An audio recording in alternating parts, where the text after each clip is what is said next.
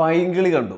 2 മണിക്കൂർ 19 minute run time completely ചിരിച്ചിരുന്ന് കണ്ട ഒരു സിനിമ. കുറേ സീരിയസ് ആയ സിറ്റുവേഷൻസ് വരുന്നുണ്ട്. പക്ഷെ അത് അപ്പൊ തന്നെ കോമഡി മാറുന്നുണ്ട്. ചിരിന്ന് വെച്ചാൽ നമ്മൾ ശരിക്കും പൊട്ടിച്ചിരിച്ച സിനിമ മൊത്തം കാണാം. കഥയൊന്നുമില്ല. വേണമെങ്കിൽ സ്ട്രെസ് ബസ്റ്റർ എന്ന് വേണമെങ്കിൽ പറയാം. ലോജിക് ഒക്കെ തോട്ടിക്കളഞ്ഞ് തിയേറ്ററിൽ പോയിരുന്ന് കണ്ടു നോക്കുക. എന്റെ മനസ്സ് പറഞ്ഞ് നിങ്ങൾക്ക് എല്ലാവർക്കും മോസ്റ്റ് ഇഷ്ടപ്പെടും തന്നെയാണ് ഈ ബ്രെയിൻലെസ് കോമഡി എന്റർടൈനർ.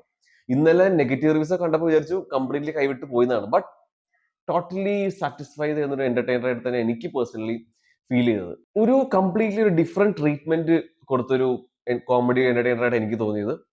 എല്ലാവരും വളരെ ലൗഡ്, വളരെ എക്സെൻട്രിക് ആയ ക്യാരക്ടേഴ്സും ഭയങ്കര എക്സെൻട്രിക് ആയ സിനിമ പോലെയാണ് തോന്നിയത്. ഈ ഒരു സിനിമയ്ക്ക് ഇങ്ങനത്തെ ഒരു ട്രീറ്റ്മെന്റ് തന്നെ കൊടുക്കാൻ പറ്റുള്ളൂ. ഇതിൽ ഈച്ച് ആൻഡ് എവറി ക്യാരക്ടേഴ്സ് ഭയങ്കര ഓവർ, ഭയങ്കര ലൗഡ് ആയിട്ടാണ് എല്ലാവരും ബിഹേവ് ചെയ്യുന്നത്. അടിപൊളി വെറൈറ്റി ക്യാരക്ടേഴ്സ് നമുക്ക് ഇതിൽ കാണാൻ പറ്റും. ആൻഡ് ഈ വെറൈറ്റി ക്യാരക്ടേഴ്സിന് എന്ത് വെടിപ്പായിട്ട് ഇതിലെ ആക്ടേഴ്സ് ഇത് പെർഫോം ചെയ്തിരിക്കണം. അതാണ് ഏറ്റവും വലിയ അടിപൊളി സംഭവം. ഏറ്റവും ആദ്യം ഹാറ്റ്സ് ഓഫ് കൊടുക്കേണ്ടത് സജിൻ ഗോപു എന്ന ആക്ടറിനാണ്, ആ സുഗു. അണ്ണാ നിങ്ങൾ ഒരു സംഭവം തന്നെയാട്ടോ.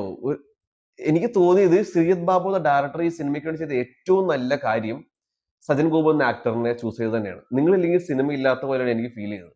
അത്രയും ഫ്ലെക്സിബിൾ ആയ ആക്ടർ. എനിക്ക് ക്ലൈമാക്സിലെ കുറെ മൊമെന്റ്സ് കലാഭവൻ എന്ന ആക്ടറിനെ ഭയങ്കരമായിട്ട് ഓർമ്മ വന്നു.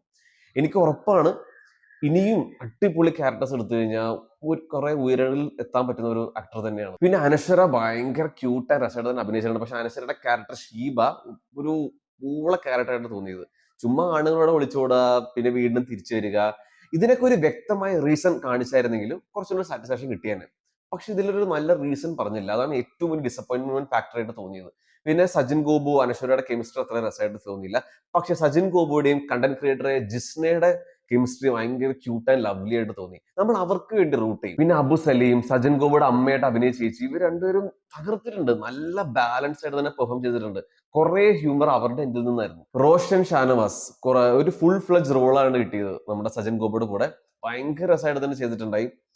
സജിൻ ഗോപുടെയും റോഷന്റെയും കെമിസ്ട്രി നല്ല നല്ല രീതിയിൽ വർക്ക്ഔട്ട് ആയിട്ടുണ്ടായി. പിന്നെ ചന്തു സലീം കുമാർ ഡീസന്റ് ആയിട്ട് ചെയ്തിട്ടുണ്ട്. പക്ഷെ ക്യാരക്ടർ അത്രയും വെൽ റിട്ടേൺ ആയിരുന്നില്ല. ലിജോ ജോസ് പള്ളിശ്ശേരി ഒരു സർപ്രൈസിങ് ക്യാമറ റോൾ ചെയ്തായിരുന്നു. അത് തകർത്തിട്ടുണ്ടായി. റിയാസ് ഖാനും ഡീസന്റ് ആയിട്ട് ചെയ്തിട്ടുണ്ടായി. പിന്നെ ഈ സിനിമ കംപ്ലീറ്റ്ലി നമ്മൾ ചിരിച്ച് അർമാദിക്കെങ്കിലും ഇതിന്റെ ക്ലൈമാക്സ് ഒരു ഡിസപ്പോയിന്റിങ് ഔട്ടിംഗ് ആയിട്ട് തോന്നിയത്. ഒരു ഇമോഷണൽ കണക്ഷനോ ഇമോഷണൽ ഇമ്പാക്റ്റോ തന്നായിട്ട് തോന്നിയില്ല. എങ്ങനെയെങ്കിലും തട്ടിക്കൂട്ടി തീർക്കാൻ ഒരു എൻഡിങ് പോലെയാണ് ഫീൽ ചെയ്തത്. ഡയറക്ടർ മാക്സിമം വർക്ക് ചെയ്തിട്ടുണ്ട് ഈ സിനിമയെ ബെറ്റർ ആക്കാൻ വേണ്ടി. അവിടെയാണ് റൈറ്റർ ജിത്തു മാധവന്റെ ഒരു പോരായ്മ തോന്നുന്നത്. ഈ ചില ക്യാരക്ടേഴ്സിനെയൊക്കെ ഒന്ന് കുറച്ച് ആഴത്തിൽ എഴുതിയായിരുന്നെങ്കിൽ, അല്ലെങ്കിൽ ക്ലൈമാക്സ് ഒരു ബെറ്റർ റൈറ്റിംഗ് ചെയ്ത് നടത്തിയായിരുന്നെങ്കിൽ ഒരു കുറച്ചുകൂടെ സാറ്റിസ്ഫാക്ഷൻ ഈ സിനിമയ്ക്ക് നമുക്ക് തരാൻ സാധിച്ചേനെ.